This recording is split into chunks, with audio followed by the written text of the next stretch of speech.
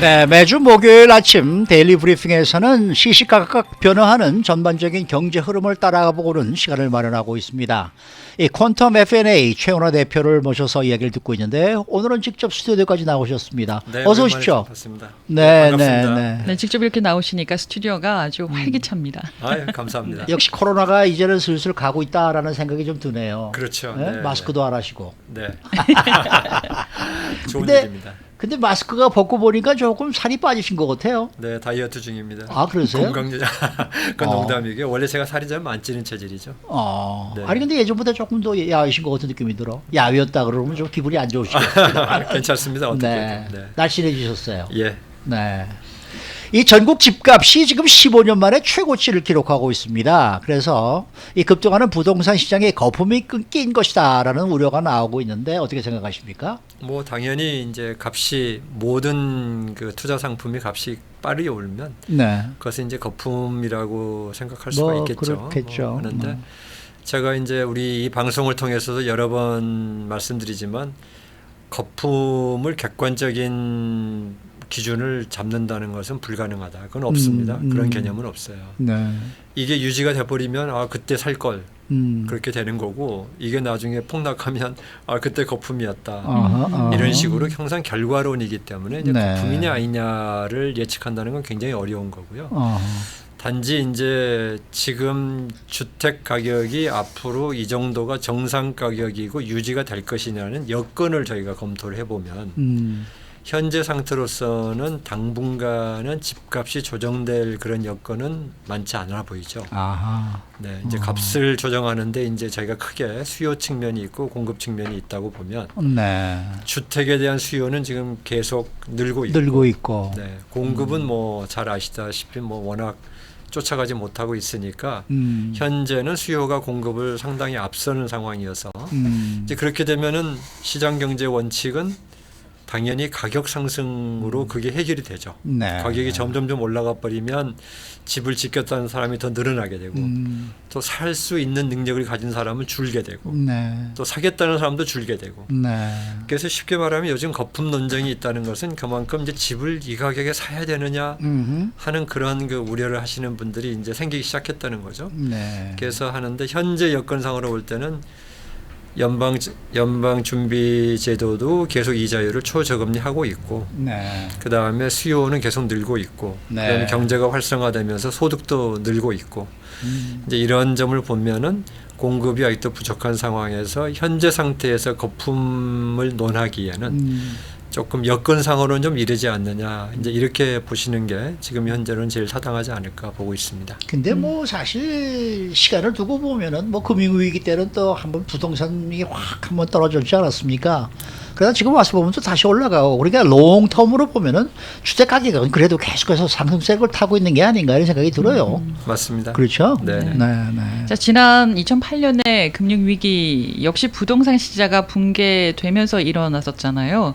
그래서 지금 현재 주택 가격이 너무 가파르게 오르고 있는데 가파르게 오르다 보면은 떨어질 때가 또 있을 거니까 그렇게 되면 이게 좀 시장 경제가 좀 문제가 생기면 어떨까나 하는 그런 걱정도 있거든요. 그렇죠. 예, 그런 불안은 뭐 충분히 지금 경제계나 뭐 경제 당국에서도 보고 있는데 네. 지금 주택 시장에 대해서는 2003년에서 5년 사이가 지금과 비슷한 그런 성향을 보인다. 이제 이런 평가들이 나오고 있죠.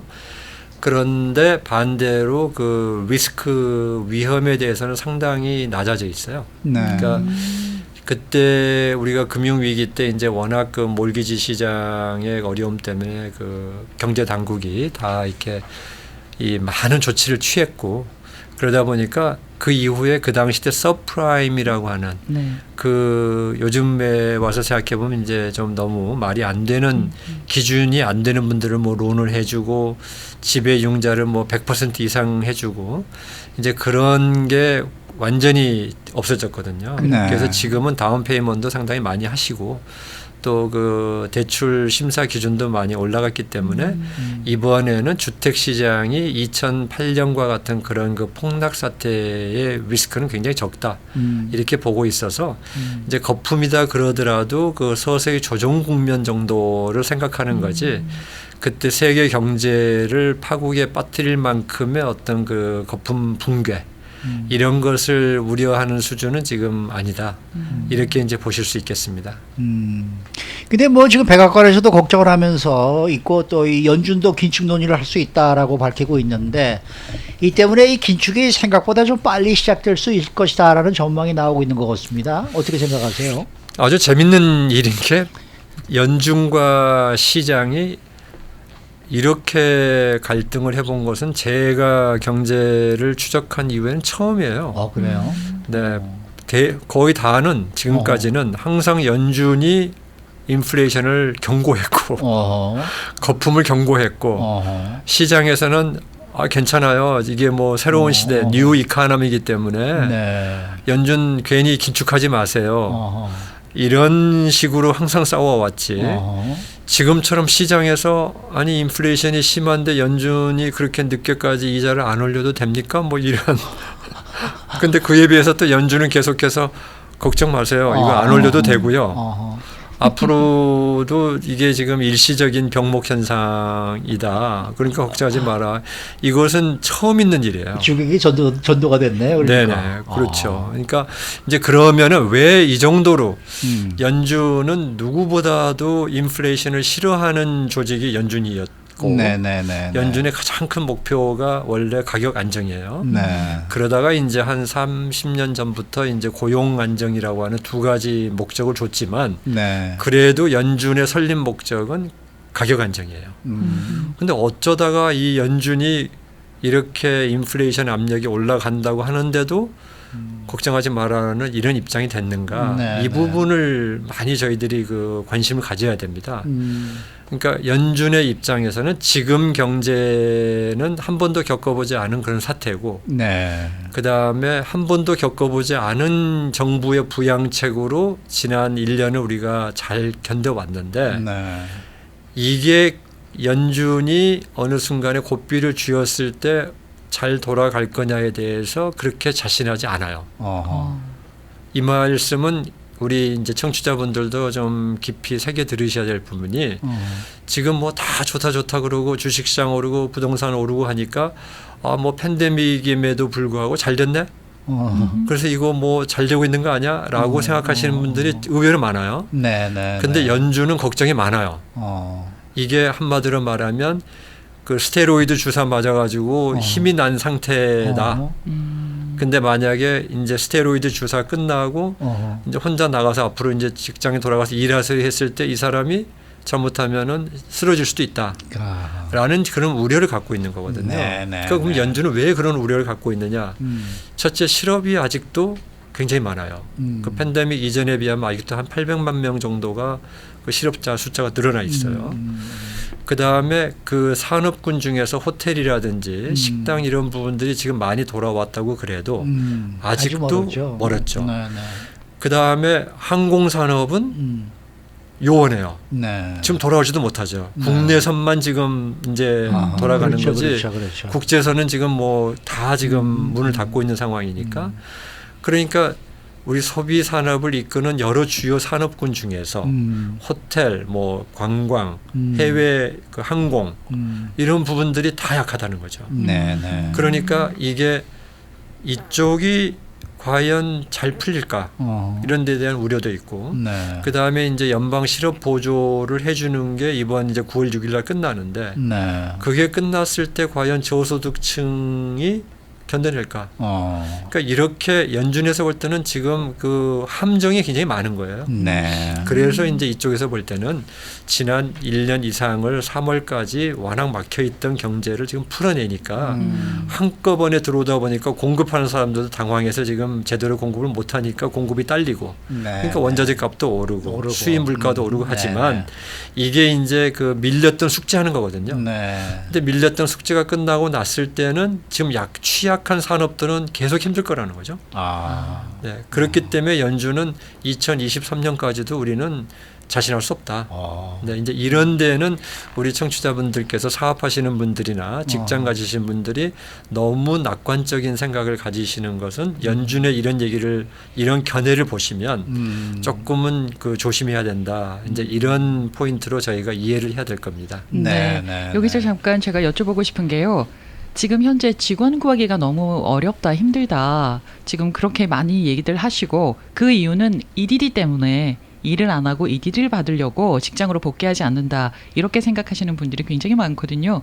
그런데 이제 9월 6일에 EDD 주는 거가 이제 멈추어지면 저소득층은 더 힘들어질 것이다라고 얘기하셨어요. 이 부분에 대해서는 좀 어떻게 그렇죠. 이해를 하면 지금 될까요? 그 일자리를 안 돌아가는 현상이 있는 거 아니냐. 네네. 이것은 이제 지표상으로 나타나죠. 네.